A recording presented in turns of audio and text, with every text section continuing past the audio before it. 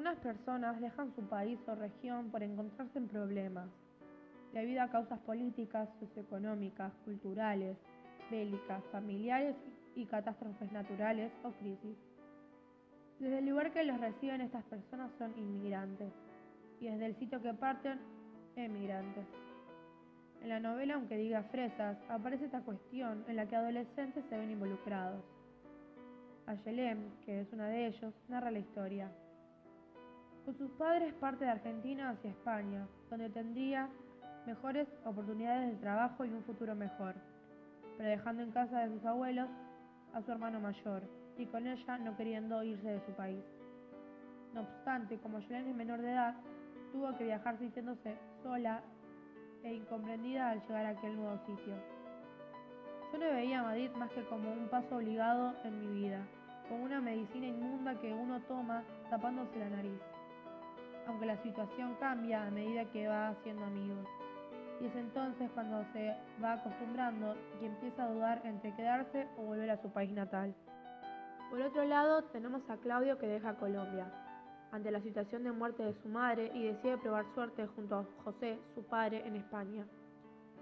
Debido a que este último le ofrecieron empleo en un restaurante unos amigos colombianos que residían allá y que le ayudaron a conseguir un apartamento para alquilar. Todo fue bien hasta que el negocio quebró y José, que nunca obtuvo el contrato ni los papeles de residencia, se vio forzado a deambular de trabajo en trabajo, irritado y ganando poco de forma ilegal, provocando que en ocasiones quiera volverse a Colombia con su hijo, pero como allá la situación tampoco era buena, siguieron tratando de vivir ahí. En este personaje se ve que, a diferencia de Ayelem, quiere integrarse y adaptarse a España. Además, se destaca el asunto de los papeles que no pueden hacer y que por eso mismo su situación económica y social es afectada, reflejándose sobre todo en el padre de Claudio. Está siempre muy preocupado, muy nervioso, sobre todo por la cuestión de los papeles. Eso es lo que dice al principio Claudio de José, excusando la falta de sueño del mismo. Pero luego la situación se agrava, ya que el dinero nunca es suficiente para todos los gastos, y entonces José busca un trabajo o alguien que lo ayude con sus deudas. Desesperado, finalmente, se encuentra pidiéndole dinero a las personas incorrectas, y a partir de ahí se genera un problema muy turbio y peligroso, que se encontrará siendo siempre detrás de la historia central.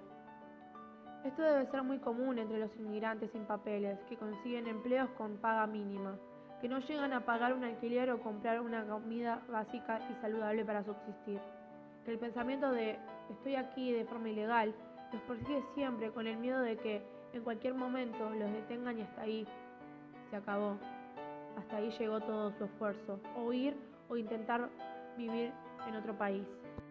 En otro caso de inmigración tenemos el personaje de Fernando, proveniente de Ecuador, que parte con sus padres a España dejando atrás a sus abuelos y a su hermano pequeño, prometiendo juntar dinero para volver. Sin embargo, él deja en claro que nunca quiso irse de su país, al igual que Ayelem, pero su forma de expresarlo era otra, como si siempre lo tuviese en mente y trabajase para conseguir volver, sin rendirse y sin querer integrarse a nada ni nadie. Fernando en una ocasión admite que sus grandes intereses eran la música y el fútbol, que tocaba la batería bastante bien y que si no lograba nada con eso, le quedaba el deporte. Pero también aclara que en Ecuador el entrenador decía que podía llegar lejos. Acá, en cambio, no soy nadie. Afirmando que en España no encajaba, no se sentía bien y nunca sería alguien hasta que volviese a su tierra. Por otro lado, es abismal la diferencia con Ayelem, si hablamos sobre cómo reacciona ante lo que dejó atrás.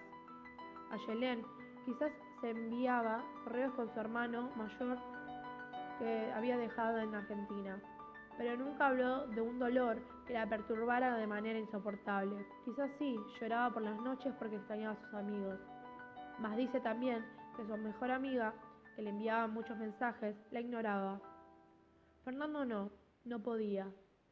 Fernando hablaba y escuchaba cada conversación que sus abuelos tenían con sus padres. Veía que no solo era él mismo quien sufría, extrañaba demasiado a su hermano, anhelaba volver a su anterior vida, detestando el tener que estar ahí en España, como atado a la situación. Igualmente, lo que nos muestra este libro solo describe parte de lo que queremos hablar, que por si no quedó claro, son los inmigrantes y cómo son sus experiencias en otros países.